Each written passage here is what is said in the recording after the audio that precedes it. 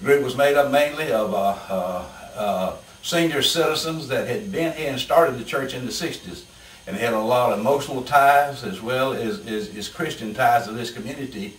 So we formed this Christian Coalition group to try to put together an organized plan of how we could bring a church into this Newark community.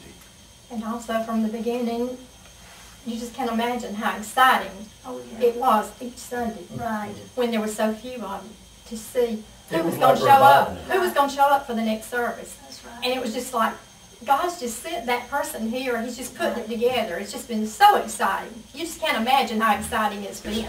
The Newark Christian Coalition had two opportunities, or we had two choices, either build a church or purchase a church. But Jerry came by the house one day and he told me what he'd found, and I told him what I had found. And we decided then that the best thing for us to do was to come right back here, repurchase this, and I tell you what, God has just blessed it. And it's been such a great blessing. It became available that the Newark Christian Coalition had the opportunity to buy Newark Baptist Church. So we entered in a transaction to purchase this building. So we indeed went out on debt, and we went out there strictly under faith, because God had said that He would bless the people that's faithful to Him. And I guess they left the money part up to me, and that's the most important part, because the first meeting when we voted to pursue buying this property, it was $250-something thousand.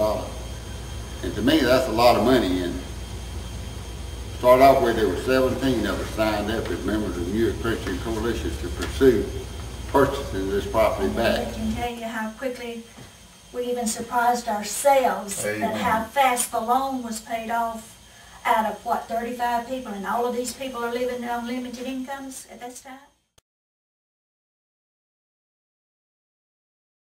At that time in our church life, we were really kind of like a bunch of sheep wandering around without a shepherd. And certainly we all knew Brother Courtney, and I knew at this time in Brother Courtney's life that he was not pastored on a regular basis. I contacted Brother Courtney, and bless his heart, if you ever knew Brother Courtney, you just, I can't put into words what a calming, voice and all he had and everything, how he could stabilize different situations. And so I called him, and we talked a long time, and then I asked him to come and speak for us, and he said, well, knowing Brother Courtney, he said, son, I'll come do the best I can. It was so wonderful to have them come, and when they came, it seemed like it just pulled everybody together. He just simply told you what God could do if you were obedient.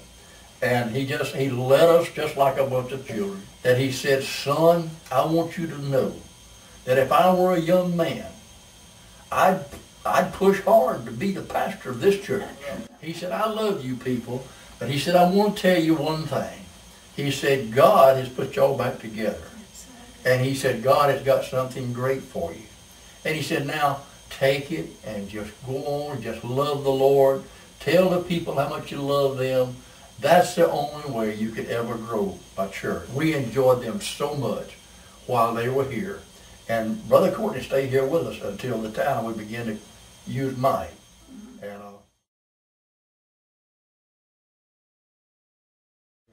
the first meeting we had was at Gene Johnson's house.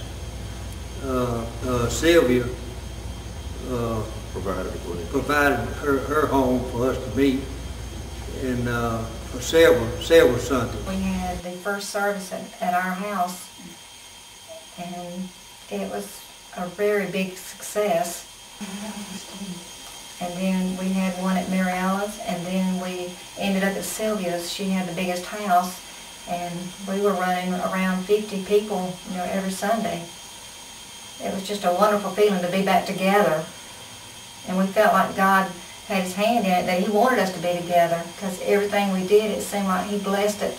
About Sylvia first is because she was so sweet to offer her home. I can't imagine getting up every Sunday morning and knowing all these people are coming to my house for church services on Sunday morning. Yeah, I was the first to join. I joined out there, and I have really been happy with our church, and I'm just so proud that it's built the Lord has helped us to build it. And we've had so much success with everything we do. And he's got to be there. I mean, you know, he's done it, not us. It was a wonderful thing, and you knew God was in it from the very beginning, and we never backed up. It's just gone forward, and so he's given us a double portion. First deacons were Marvin Brunson, Johnny Godwin, Ed Jones, Mike Pilkington, and J.W. Strickland. We were elected there on 12/8 of '96, December the 8th of '96. And so we were a blessed bunch, and we were very happy to serve as the First Newark Baptist Church deacons.